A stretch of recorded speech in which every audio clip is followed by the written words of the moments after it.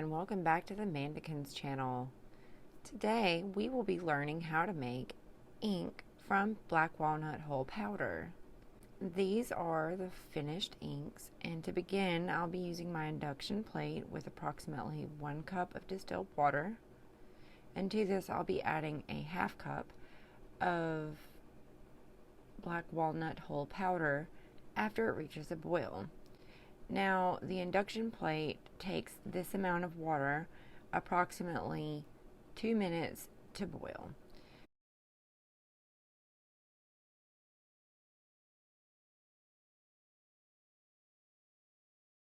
During this time, I go ahead and get a mason jar set up with a pair of pantyhose or coffee filter. And how I secured this to the top of the mason jar was just using a simple rubber band.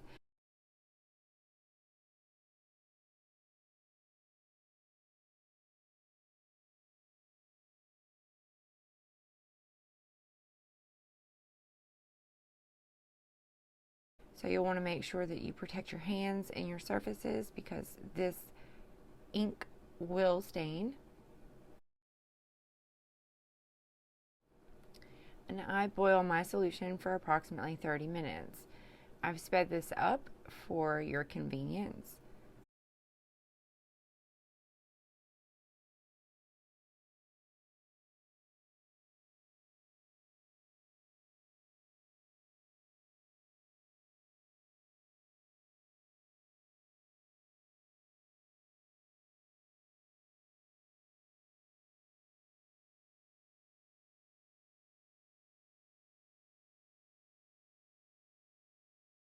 Straining it is not as time consuming when you use the pantyhose, and I highly recommend using a styrofoam cup in this case to help pour it.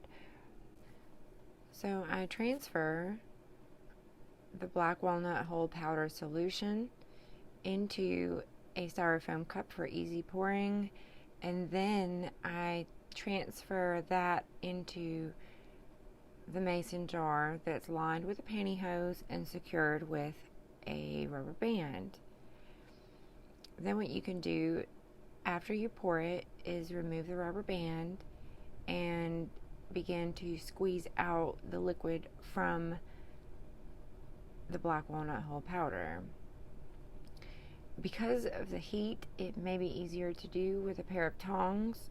Silicone ones would work best. I'm having some difficulty getting it out of the top of the jar, so I would recommend doing this in a wide-mouthed ball jar or some other type of mason jar. Doing it in this way is going to achieve a very thick, dark, concentrated liquid. The black walnut hull powder has steeped in the distilled water for almost 30 minutes. And so I'm carefully going to remove this. And what I'll do is I won't throw this away. I'll actually make a subsequent batch of the black walnut hull powder ink with this and actually cook it for a little bit longer, and it ends up being just about as dark, if not darker, than the first batch. Additionally, if you wanted to save this, you could tie a knot in the end of the pantyhose, allow it to dry out, and then place it into the freezer and pull it out, defrost it, and use it again at another time in the future. When this cools, you can store it in a dropper bottle, or you could add it to a spray bottle for distressing, or keep it in your mason jar, and you can use it to stain wood. You can stain fabric, paper. It's useful for a variety of different purposes. I really love that grungy look in my mixed media pieces, and therefore this is perfect. So what I do here is I am adding my gum arabic solution, and I am mixing that up, and additionally I am adding 3 drops of thyme essential oil. and this is going to ensure that it has been preserved. Now what I'm going to do is I am going to test my ink using a paintbrush and